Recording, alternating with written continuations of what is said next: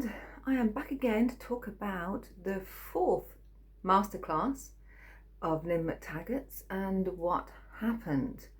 So I'm going to be looking down a bit because my laptop's down here. So excuse me as I look away. So the session began with Lynne answering a few questions that people had.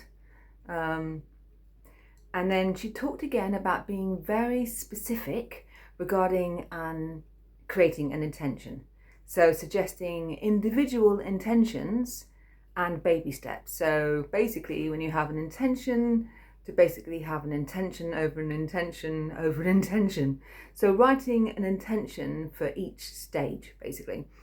She made a claim that 42% of people are more likely to succeed faster if they tell someone else of their goals. So, or if they wrote them down. Actually, so I'm a bit far away here, so try to look up. I'm now on my standing on my toes. Hang on. So basically, so they're more likely people are more likely to succeed.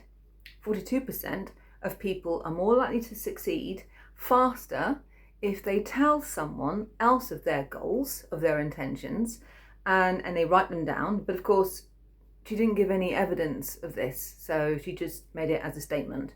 And also the claim as well that 70% of people who share their goals will achieve them. Again, another claim, but not actually backed up by anything at all.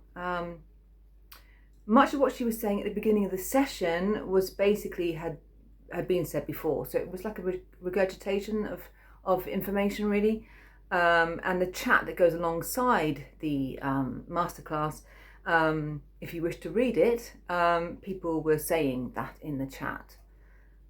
But then the session went into a downslide quite rapidly, and that was down to me. So basically, it was ironic because Lynne had been advising how to resolve conflicts. That's what this session was mostly about, how to get on better with each other, that kind of thing.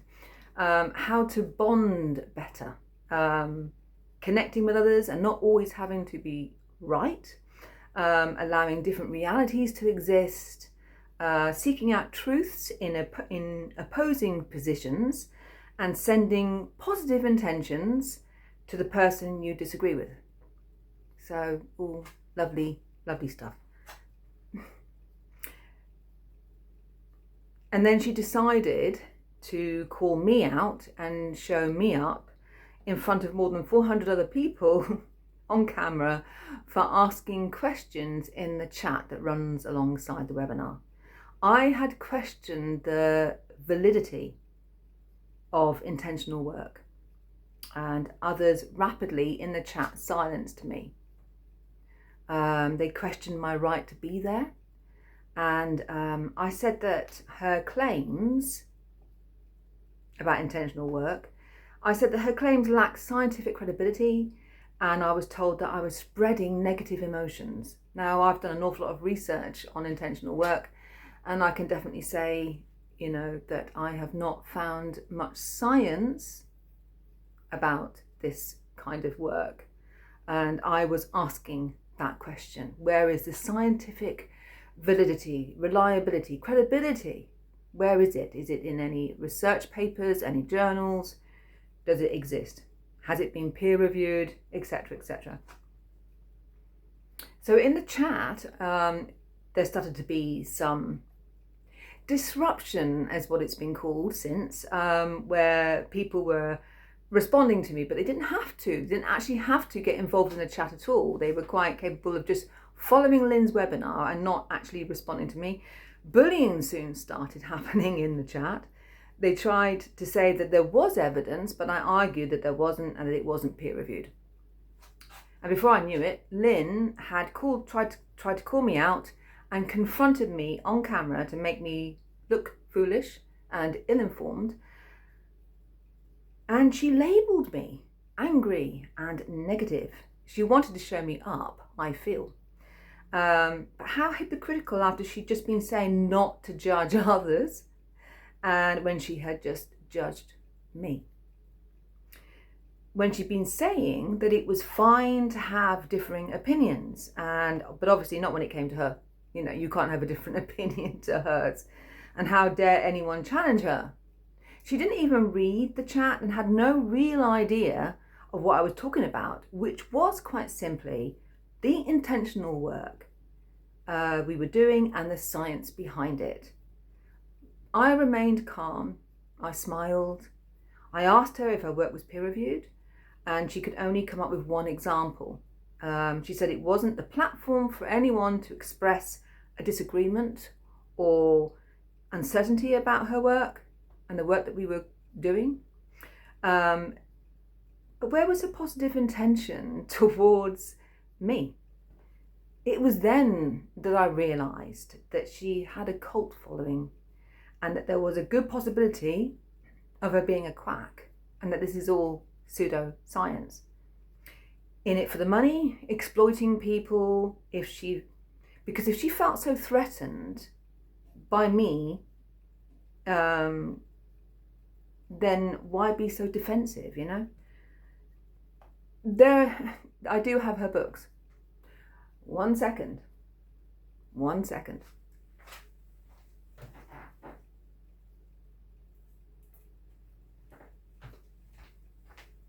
I am back. Her books. These are probably going to be back to front. These are her books. Very important one, The Power of Eight, and What Doctors Don't Tell You, but the Power of Eight one is probably the one that's the most important one. The field, not so much, but the intention experiment, definitely so. So I have looked at these books, and a lot of it is about some science that she tries to attach to things. But again, all of those studies could be criticised through one reason or another. It's interpretation that she has a certain interpretation of it that is a bit misguided, could be misleading.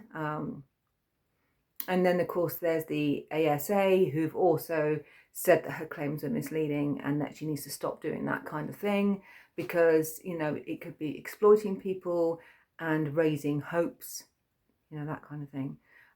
So I do have her books, but I'm still reading them and analysing them. But from what I can tell, the science in there is not sound. You know, she's interpreting it, and also her own work. There doesn't seem to be any scientific evidence attached to any of her global intentional experiments or her Power of Eight experiments. I cannot find it, you know. She talks about results, but then they're not published anywhere. So she talks about certain people that she's worked with. And again, these certain people, scientists, people like that, and a lot of them have been criticised, you know, like Dr. Schwartz, Dr. Emoto. There's quite a few that she talks about in her books. And if you just look for them, you discover that they've been attached to all sorts of things, including fraud, not having enough scientific credibility to their work. So it's beginning to look a bit dodgy, everything is now. We then went on to do some group work, which wasn't very helpful in our group at all. We had to listen to arguments for and against on a subject, and we were to try and glean the backstory of a person's point of view and to listen with positive intention, which was really not what Lynne did with me. Okay, but all it was just one person going on about Trump and how he's a sociopath and why. And even though someone else tried to hold an opposing view, that other person just came back and just to argue more and to convince more. So the group work didn't work so well in our group anyway. It wasn't productive, and I don't think it was explained very well by Lynne either. You know, it's almost as if she runs out of time. You know, it's difficult. Apparently, one group actually discussed me because of my conversation on camera with Lynne, and they discussed me and said they had empathy for me. So that was very nice of them. So what's going to happen with me being so disruptive, apparently, and all these negative labels that have been attached to me because I spoke out? Well, someone's going to be talking to me directly tomorrow on Zoom. I've already responded to them and expressed some of my concerns, because it seems that a lot of people complained about me afterwards and are concerned because they don't want to be in a power of 8 group with me. You know, who'd want to be in a power of 8 group with me now, you know? So, and of course, with Lynne actually calling me out in the way that she did, she has now shown everybody what I look like, because there's more than one Rebecca. And there's also one that lives where I live. So I could have just been pretty much anonymous, but now I am not. Because when she called me out, there's no way that I was going to be, you know, I wasn't going to do it. I had to do it. I had to own what I was saying. I had to show myself. And so through her doing that, though, it's actually exposed how I look. So everyone will know what I look like and probably will not want to be in a group with me. So I'm doubting that this is ever going to be resolved, personally. But, you know, we will see. I will come back and let you know what happens. And so that was the 4th webinar, Masterclass. And whether I will be at the 5th or not, I do not know. But I will let you know. Thank you.